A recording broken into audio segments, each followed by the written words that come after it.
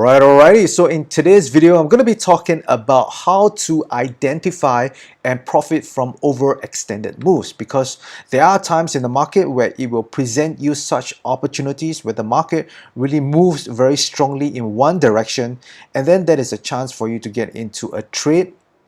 Right, because a lot of times when the market moves in such a fashion, right, when there's such a strong move either up or down, the market will tend to have some sort of a retracement or a snapback in the other direction, and this is where it can present you some pretty quick profits, right, on your trade. So as you can see, this is the chart of IWM, is the Russell 2000 ETFs. So as you can see on the right hand side, the market did make a very big move down, right? As you can see, for most of the part, right, from here to here, you can see the market didn't really move such a big move, right? It moved from 197.5 to 187.5, which is roughly a $10 move, and this moved roughly, for I think a month or two, right? A couple of weeks, quite some time. But then when the market started to really go all the way down from this point, right, from 187.5, it went all the way down to close to 170. Right, this is roughly a $17.50 move, which is much more than the move down here, and it took only a few days, right? You can see the market just pretty much crashed from here on, right? There are just 3 bars, right? 1, 2, and 3 bars to make this whole move down from 187.5 to 170. So during this time, this really presents a very good opportunity to get into a trade. And the trade which I took is to sell the put option at 164. As you can see, it's down here. So immediately after I sold this put option, the market gapped up the next day, and this really presents you an opportunity to take profit, right? So I was able to take profit over the next few days at around 50% of the premium which I received, which is pretty good, right? Because it only took a few days for this trade to work out, and this is what actually it does for you when you're able to identify such overextended moves. So here's another trade example which I did. Again, this is Google. As you can see, Google down here has made a few moves that are very strong,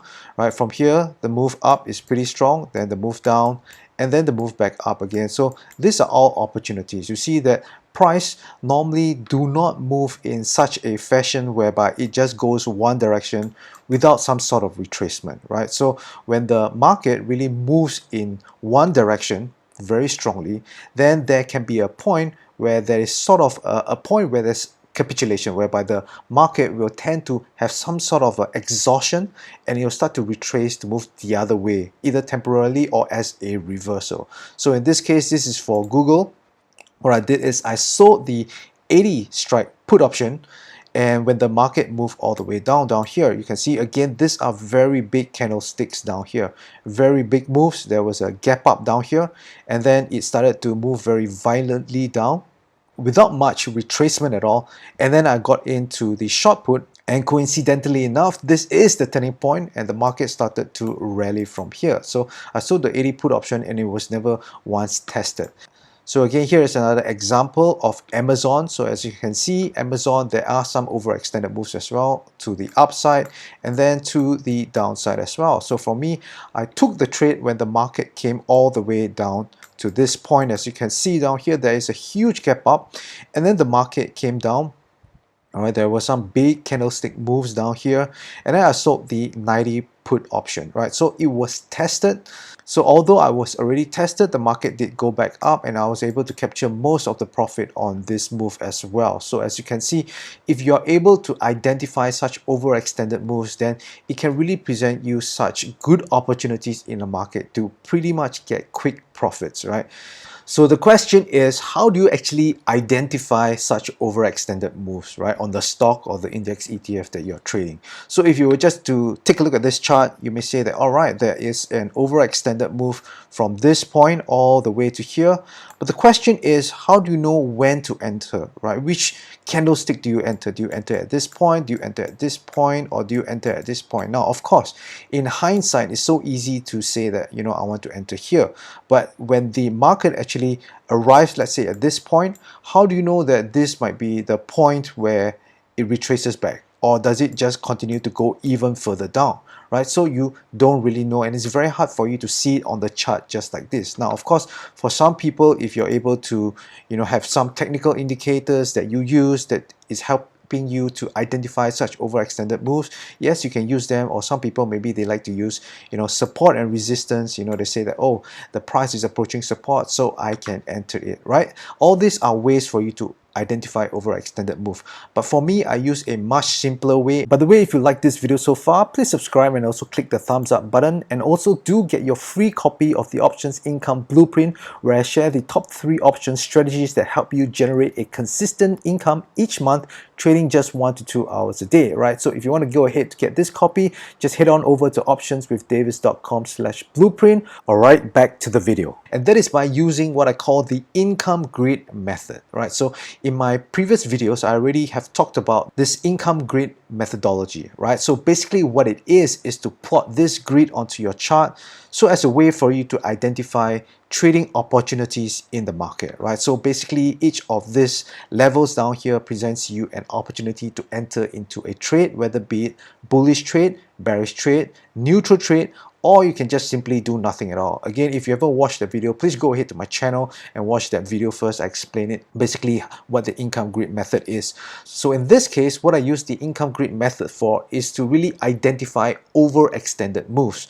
right? So overextended moves, the way that I see it is whereby there is a move in a direction, right, either up or down, without much retracements at all. Now, how much of a retracement? Because sometimes retracement can be very subjective. Is it a big retracement, or is it just a small retracement? What kind of retracement do you consider a valid retracement? So these are very, very technical terms that I don't really want to get into, and a very simple way for me to identify that is just by plotting this income grid. So as you can see that for most of the chart down here on the left hand side, you can see that the market just bounced back and forth all these levels, right? You can see that as long as it made maybe 1 or 2 levels, it will retrace back up to the next level. Again, same thing, you see it went down to 2 levels, it did not touch the 3rd level, and then it moved back up again. So this gives me an indication that a strong move will be when the market actually blows through these levels, right? At least 3, 4, 5 levels without having a retracement back to the opposite side. Right, so as you can see down here, let me just clear this drawing. You can see this would be actually a pretty strong movement, because you can see that it has moved all the way up, right down here. It has blown through how many levels? 1 level, 2 level, 3 levels, and 4 levels without a retracement to the other side of the income grid. So as you can see, after this overextended moves, the market started to move down, right? So on the other side, similarly as well, you can see these are overextended moves. So basically, you can see down here, it came down here, it retraced back up down here to this level, and then it come back down here, and then from here, it started to go through all the levels, right? It went through this level as the first level, second level, then it goes through to third level, and as well as to the 4th level, and at the moment it hasn't blown through the 4th, 5th level, hasn't gone back up as well. So for me, when I see such kind of moves where it moves through, like, 3 levels, 4 levels, this is where I start to put on bullish trades, right? If it's going down, right? It's such a strong move down, especially, let me just clear this drawing, especially you see such kind of candlesticks, right? There's gap down, such long candlestick. There will be a point whereby the market will kind of stall, right? It will stall, or maybe it will have some slight retracement. So this is time where when you're entering into a premium option, right, when you're selling premium, this is where time decay can work for you, right? If the market doesn't continue to go down, if it continues to go sideways and then goes back up, then by selling premium and having theta decay work for you, you're definitely going to be able to profit off such trades. So what you really need to understand about how price moves is that it never moves in a straight line, right? Since when have you ever seen a chart that the stock just goes all the way from point A all the way to point B without any sort of rest in between, without any sort of like exhaustion where it goes back up and then it comes back down and it goes back up again and it comes back down? Right? When have you seen such a move where it just goes straight down without any rest whatsoever? So this hardly happens, unless of course there's some sort of bankruptcy or a huge news that will shock the individual stock. They will go all the way straight down. But even in times like the 2008 financial crisis, even in the pandemic as well, although there's such a strong move down, eventually the market did have some point of exhaustion where it stalled for a while, right? It goes back up a little bit and then it comes back down again, right? So these are opportunities that you can identify in the markets. So price does not move in a straight line, but in effect, it actually moves in wave patterns, right? So as you can see, this looks like waves. So there's even a theory what you call the Elliott wave theory. So basically, it's a study of the wave patterns of how price movements move in the stock market, right? So as you can see down here, the market will move in waves. It doesn't just go straight down. So during this time, this is where you can try and identify overextended moves. So the best way to identify such kind of overextended moves is if you were to chart or to plot the income grid on your chart, right? When you plot it on your chart, you can see that it'll be much easier to identify such overextended moves, and then you can capitalize on them. So you can see with the IWM, you can see that from here, it went through pretty much just 3 levels without much retracement. From here all the way down to here, 3 levels. That is why I entered into this, a short put, which is out of the money. Again, you can use support levels. This is below the previous support level.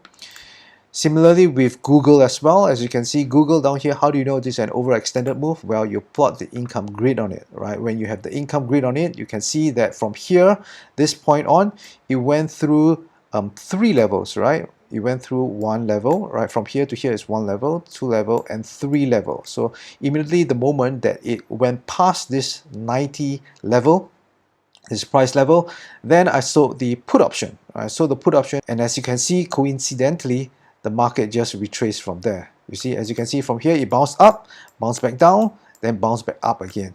Similarly, for Amazon, you can see again, how do you know whether it's overextended? Just plot the chart, right? Just plot the income grid over the chart, and then you can see it. So in this case, I went in a little bit prematurely because I saw that there was a huge gap down here, and then the market started to trade down. So in this case, it was only about 2.5 levels, and then I decided to enter into a put option, although I should have waited a little bit, right? If I waited to, as long as it goes through to the 3rd level, as you can see down here, then this will be a much better trade, in fact, even to the 4 levels down here.